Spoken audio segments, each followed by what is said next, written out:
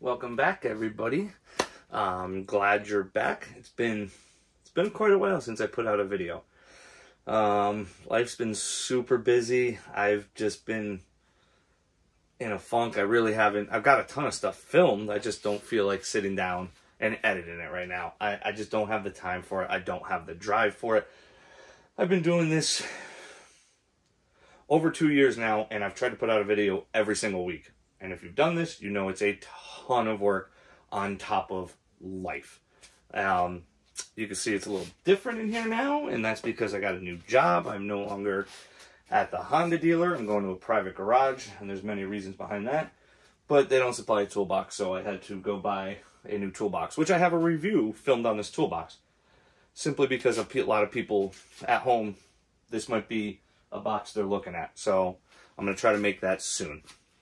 Like I said, I've just been burnt out, not wanting to do anything. Like I said, I got a ton of stuff filmed, but they figured this would be good. Get back into it, get going. All I've been doing is driving the car, going here, going there, going to a couple Fox Body meets. No racing. Still don't have an intercooler in the car. I started to build my own end tanks, and there's some lessons to be learned here. I mean, that doesn't look terrible, but absolute nightmare in there. I don't know if you can see. Yeah, you can see how trashy that is. The outside, not bad, except for I blew there. And after talking to a couple people, they said I should have welded inside first, because then I could have really cleaned the outside to be able to weld, because I'm getting contamination from the back of the welds. Yeah, Jason says he's going to, last time I talked to him, he asked me what fittings I want on here for the tubes. Told him, we'll see if I get them. If not, I'm going to start redoing these. This was a nice trial. It's 125, 60, 61. It is not easy for me to make here. I'm sitting here with a cutoff wheel cutting these out. They're not perfect.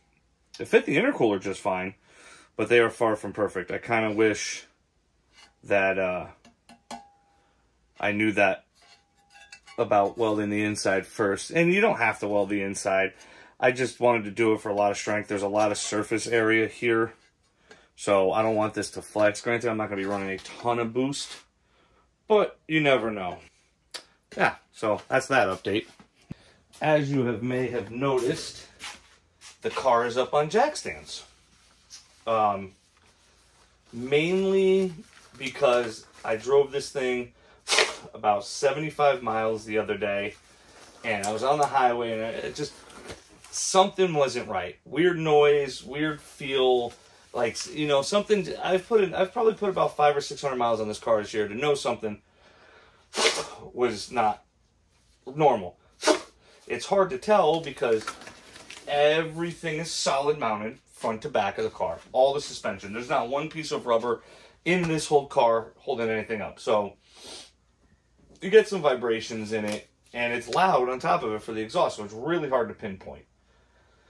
Let me get it up on stands. Let me go over everything front to back.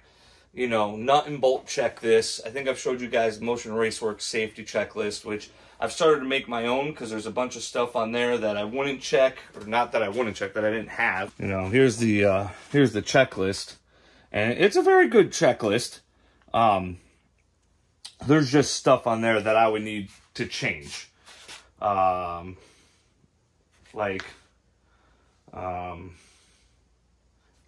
removed from radiator.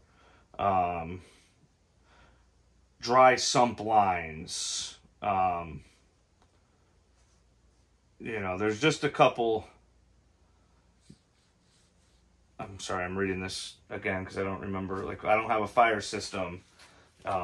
Stuff like that. So I've started to make my own. This is a very good list for most people. Yeah, it's a good list. But I want to change some stuff on it and more tailor it to my car, and then make a. And what he's done is very smart. He's laminated them so you can use a dry erase on it, so you don't have to just keep going through paper. Very smart to do, especially with a car that you beat on. And like I said, everything's solid mounted, so it doesn't hurt to spend a Saturday or a Sunday, get it up on the air, put it on your lift if you're lucky enough, and just go, you know, I've started to build a tray of sockets that I need to go over this whole car. So today what I've been doing is I've been going over it and I've been writing down each socket that I use. I'm leaving them out and I'm going to make a list. So I'm going to go to Harbor Freight and just buy all these individual pieces that I need to make one little tray that I can keep, you know, in my track box, on my tool cart, wherever I need it, and I can just go over the whole car front to back and I don't have to go searching, just to save time. Now, I started going over it. I got all the front suspensions checked, the steering racks checked, the front brakes are checked. I have not checked the lug nuts. And I got to my trans cross member. I'll see if I can link in some pictures. But what I found was that it was cracked here and here. And this thing was, well, it sits in the car like this. And it was flexing back and forth. You know, it was flexing the whole train. Like when I loosened the bolt, the tranny shifted because this thing was all shifted. Popped the spot weld on the body, which I got to tack back into place. It was only one spot weld that popped because it's a weird spot. But this thing was cracked. So I welded it on the inside and outside. Threw a little paint on it just to keep the metal from rusting. But this is an AJE trans cross member. Once I posted online, Facebook and Instagram, I had about 4 other people tell me the same thing has happened to them. Oh, this thing is going to go in the trash. I welded it back up together because I have a charity car show that I'm going to next weekend that has a race car section, which is nice. Granted, it's a street car, but it's race car. You know, any car with a cage is a race car and a parachute. Oh, I want to go to that, and I want to support the Wheels for Wheels car show that's called, and support that charity.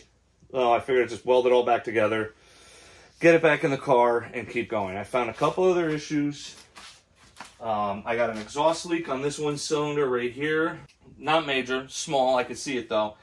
And I overfilled the rear end, so there's like oil, disgusting on everything. So I got to drain, I'm going to pull the fill plug, because the problem was with that new cover I put on last year, I kept filling it up and I'm like, oh man, I put 4 quarts in, I'm like, that's way too much oil. And I didn't feel like draining it. No, I paid that price. Do that, get this back in the car, and make sure everything else is fine. Now, I will probably either go with a Team Z or a Stifler's mount. See, this doesn't run a mount here. This bolts directly to the tranny, and it has these bushings on each side. So what you know, it's going to be funny is when I go to throw this out, I'm probably going to save these and use these to make the motor mounts in Project Blackbird, because I need something similar to this. So they just slide in here and then they tighten down.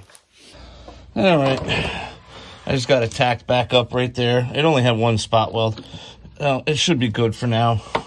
Maybe the wintertime I'll go over it. But I don't know how many times I gotta tell you guys, don't weld in flip-flops. It's the biggest mistake you can make. That one was from like a month and a half ago. Got me good. That was in a shoe, actually. I wasn't even wearing a flip-flop. Also, remember, you have a carpet right here. So I didn't feel like taking the carpet out. So what I did was I just tacked, weight, tacked, weight, tacked, weight. You know, this took like a half an hour just so I didn't want to burn the car to the ground. And never, ever forget to... Oh. And don't ever forget to disconnect your ECU. Remember that. You don't want to fry that. No. I mean, these aren't the strongest amounts to begin with, so let's get this pile of shit back up in the car.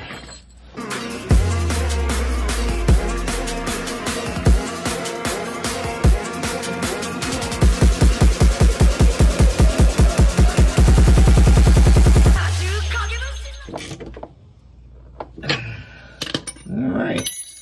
That's back in.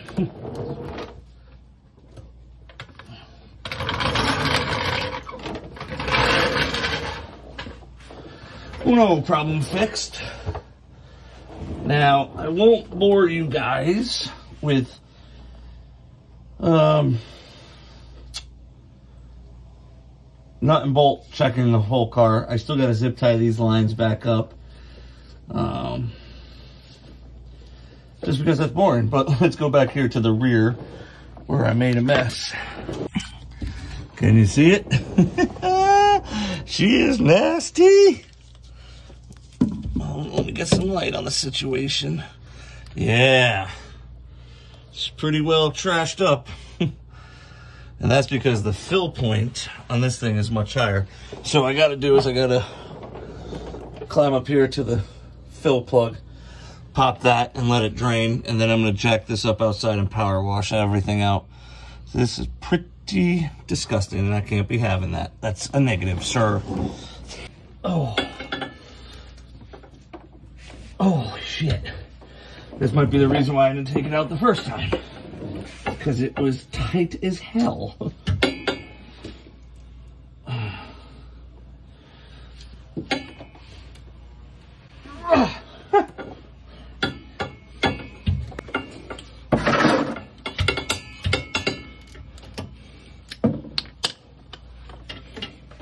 Maybe it's already at the fill level now, or it's still completely over full.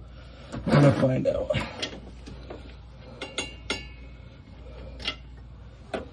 Oh, still over full.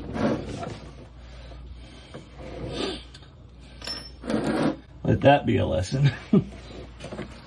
No. Well, that's draining. Probably like, I probably put in like a half a quart, maybe a quart too much. I don't know. We gotta see if this header bolt loosened up, or I'm gonna have to pull this header off and have this flange machine flat. A little bit out of it, not much. A little bit out of that one too. No, I'm probably gonna have to take it off and have it machined. Kind of sucks, but nothing I can do about it.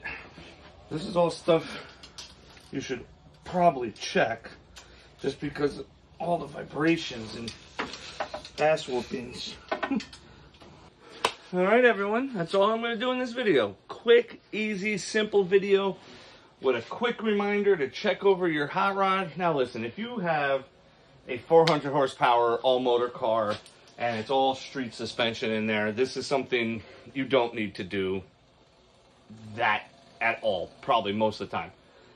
I would say a car like that, check it over the winter. Turbo car, 800-900 horsepower, spherical bushings, everything motor plated, yada yada yada.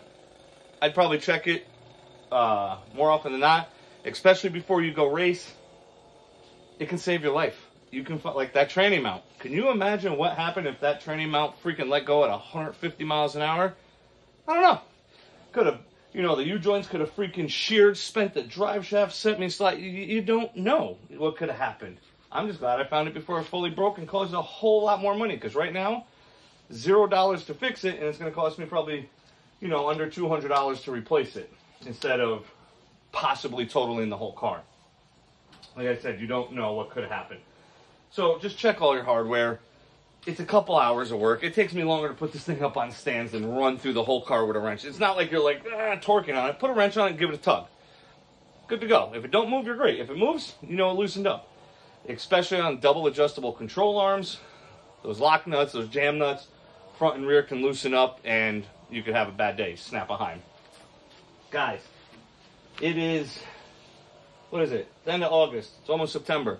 We're coming into boost weather. It's coming in the best part of my season, my favorite part of the season. Since they canceled drag week, I'm like, I'm not even bothering to go racing because I don't have to. There's no reason to. So I'm waiting for it to cool down a little bit. I'm not trying to die in this thing in a fire suit, hot as hell. Be racing hopefully September, October. I got to do license passes. I got to get my cage certified first and then do license passes. But I'm going to let everything calm down at work before I start spending the money on it. Get in your garage, grab a cold beer, call over some friends, get working on your hot rod. Have a good night, guys.